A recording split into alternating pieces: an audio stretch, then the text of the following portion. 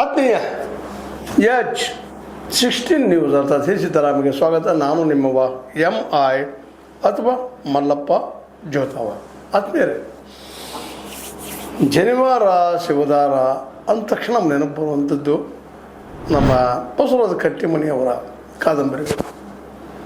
ಯಾವ ರೀತಿಯ ಜಾತಿ ಪದ್ಧತಿ ನಮ್ಮನ್ನು ಆಳ್ತಾ ಬಂದದ, ನಮ್ಮನ್ನು ಎಷ್ಟು ದೂರ ತಳ್ತಾ ನಡೆದದ. ವಿಶ್ವದಲ್ಲಿ ನಾವು ವಿಶ್ವಗುರು ಅಂತ ಹೇಳ್ಕೊಳ್ತಾ ಇದ್ದೀವಿ ಬಾಯಿ ಮಾತಿನಲ್ಲೇ, ಆದರೆ ನಿಜವಾಗಿ ವಿಶ್ವಗುರು ಇವತ್ತು ಯಾರಾಗಿದ್ದಾರೆ ನಾನು ನೆನಪಿಸ್ಕೊಂಡಾಗ ಬಸವರಾಜ ಕಟ್ಟಿಮನಿಯವರ ಈ ಜನಿವಾರ ಶಿವದಾರ ಇದಕ್ಕೆ ನಾವು ಜಗಳತಾ ಬಂದೀವಿ. ಈಗ ಅದ್ರ ಜೊತೆಗೆ ಹಿಜಾಬ್ ಒಂದು ಸೇರಿಬಿಟ್ಟದ. ಧಾರ್ಮಿಕ ಸಂಪ್ರದಾಯ ನಡಾವಳಿ ಪೇಟ ಸುತ್ತದಾಗಿರ್ಬೋದು, ಶಕ್ರ ಪೇಟ ಸುತ್ತದಾಗಿರ್ಬೋದು, ನಾವಾಗಿರ್ಬೋದು, ಕಿವಿಯಲ್ಲಿ ಬೆಂಡೋರೆ ಹಾಕ್ಕೊಳ್ಳೋದು, ಮತ್ತೇನು ಮಾಡೋದು, ಗಂಡು ಮಕ್ಕಳು ಜೊತೆ ರಿಂಗ್ ಹಾಕ್ಕೊಳ್ಳೋದು, ಏನೋ ಕೆಲವೊಂದು ಸಂಪ್ರದಾಯಗಳು ನಮಗೆ ಗೊತ್ತಿದ್ದು ನಮ್ಮನ್ನು ಆವರಿಸ್ತಾ ಇರ್ತಾವೆ.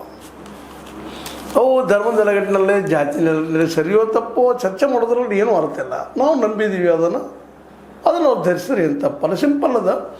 ಹಿಜಾಬ್ ಧರಿಸಿದ್ರೆ ತಪ್ಪೋದು, ಹಾಗೆ ಹೀಗೆ ಅಂತ ವಾದ ಮಾಡೋದು, ಜನಿವಾರ ನೀವು ತೆಗೆದು ಹಾಕಿದ್ರೆ ತಪ್ಪು ಅಂತ ಹೇಳೋದು, ಶಿವದಾರ ಹಾಕಿದ್ದು ನೀವು ತೆಗೆದು ಹಾಕಿದ್ರೆ ತಪ್ಪು ಅಂತ ಹೇಳೋದು, ಯಾವ ತಪ್ಪು ಸರಿಯಲ್ಲ.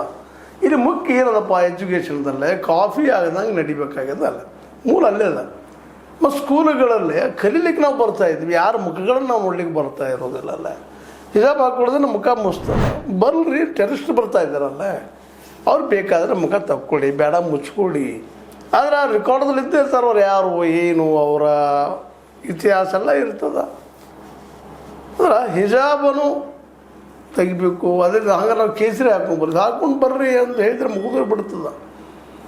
ಯಾಕಂದರೆ ಈ ಮಾತನ್ನು ಯಾಕೆ ಹೇಳ್ತಾ ಇದ್ದೀವಪ್ಪ ಅಂದರೆ ಮುಖ್ಯ ಇರಬೇಕಾಗಿದ್ದು ಶಿಕ್ಷಣ.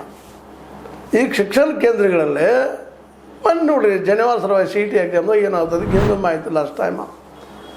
ಅದು ಸರಿಯೋ ತಪ್ಪು ಇಲ್ಲಿ ಮಾತು ಮುಖ್ಯ ಅಲ್ಲ, ಆದರೆ ಅದು ತೆಗೀಲಿಕ್ಕೆ ಹೆಚ್ಚು ತಪ್ಪು. ಅವ್ರು ಹಾಕ್ಕೊಂಡಿದ್ದಾರೆ ಜನಿವಾರದಿಂದ ಏನಾದರೂ ಅಲ್ಲೇ ಕಾಫಿ